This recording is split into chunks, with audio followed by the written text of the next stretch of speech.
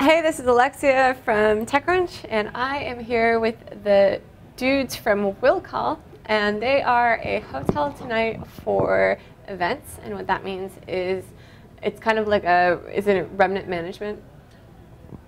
Kind of. So we do that, but it's more important to us to not just sell like terrible tickets. Like we want to sell a lot of really great shows don't sell out. Like actually, I think only 10% of shows sell out. So it's not just gonna be like remnant terrible tickets. We wouldn't do that. So how does it work?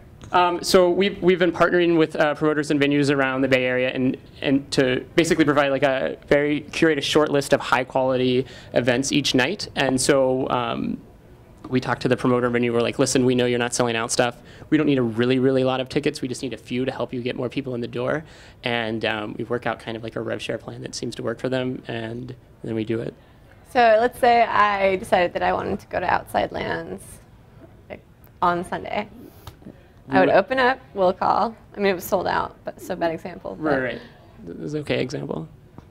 Oh, right. So like Willcall, or I mean like Outside Lands would have been cool. We're actually, yeah, we're talking to people, but the who are you talking to? A few people. Who are these people? I'll save these people. But okay. But for example, it would be less like that. It would be more like I just got done working and I feel like doing something, and I kind of wouldn't mind going to see a live event, or I'm like drinking or eating or something, and I just open this app and I have like 3 quick choices. So it's no like decision paralysis or anything like that. It's just a very easy way to find like a few high quality things to go see. Hopefully that answers it. What problem is this solving? I think it's solving the problem that, one, people don't really realize, or people want to go to more shows, they really don't have a good avenue to figure out like what's going on tonight in a way that makes sense and is easy to use. So one thing we've done is really focus on user experience and kind of empathy for the user, because it was easy because we're kind of building it for ourselves. Like it's something that we want to build or something we want to use. And so we just made sure that it was like the most seamless process ever to go see it like at music or a theater or something like that. So like removing all the barriers for all the reasons that we typically don't go see things. And generally we found that we like to plan things at the very last minute, or we happen to do that, and there wasn't really a good solution for people like us. And we find that a lot of people are like us. So how are you getting inventory? Are you calling up every venue, or? So right now that's what we're in the process of doing, is like building partnerships. So we make it very easy for a venue to like once we have a partnership established, they can submit like events to our service, and then we kind of curate what's been submitted to put on our list each night. What's the average discount for a ticket that's about to expire? We're A/B testing that. No, but typically, it's. We tell the venues it's going to be at least 50%, and they're okay with that because they think it's a pretty good value prop for them still. And yeah, but again, since we haven't quite launched yet, like that's been on the partners that we have talked to and signed. So this is the 7 most interesting startups at. Interesting. I know. Yeah. At 500 Startups Demo Day number 2, part 2. Why do you guys think that you're interesting? I think we're interesting because people really like to go and do things, and we make it super easy. And plus, we have like really good like peer response. Like everyone we've talked to is like, oh my god, I want to use this.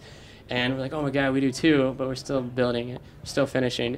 But I feel like we've gotten a lot of great feedback, and very rarely any negative feedback. It's kind of like when we tell people what we're doing, they're like, that's not happening yet, or like. Yeah, is anyone else doing that? So I don't know if you've ever been in New York, I assume, and then like in Times Square, which is probably another spot you visited, there's a huge ticket booth called TKTS, and they do like basically last minute, same day tickets for Broadway shows.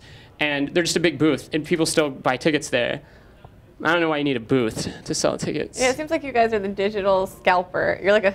We're like the anti-scalper. But we're like the anti-scalper because we usually. $30. Right. $30. Yeah, we usually cut the tickets? price. Want to sell tickets? Right, but we do. It's my scalper impression. Yeah, that's pretty solid. But we're definitely doing we're definitely not trying to get into like the second market for tickets or anything. We're partnering directly like with venues and promoters. So we're not like taking your extra tickets that you bought to try to give friends or anything like that. So we're trying to keep it absolutely legit as possible. Do you do it the day of? Only. No, but do you call the venues the day of? Because what if Go ahead. It seems like it would be counterintuitive to set aside a batch of tickets like a week before for Willcall, right? So yeah, so venues can submit stuff like up to like a few hours before we launch, or before because the list goes live at the same time every day, and they can submit stuff like even after the list is live, because if something sells out, we fill it up with something else. But the oh man, I forgot the question. Hold on. Do you guys? Oh yeah, we let set them. apart batches before? Yeah, we let them submit like events ahead of time. Like they can basically, in the same way you use like any blog system or whatever, they can submit drafts of events, and then like whenever they figure out, like they know if the show's soft selling or something, and as soon as they have an allotment that they feel comfortable with, they can just submit with that. Awesome. So yeah, so basically they can get someone to like put up like all the next 2 weeks events like as draft on our site, and then submit the ones that they want to with the proper allotment. What are your future plans? Our future plans are to launch in San Francisco would be wonderful. We're trying to do that before the end of September, probably mid-September. Where are you right now? In San Francisco. So we're doing private beta. If you guys want to use it, getwillcall.com, connect with Facebook.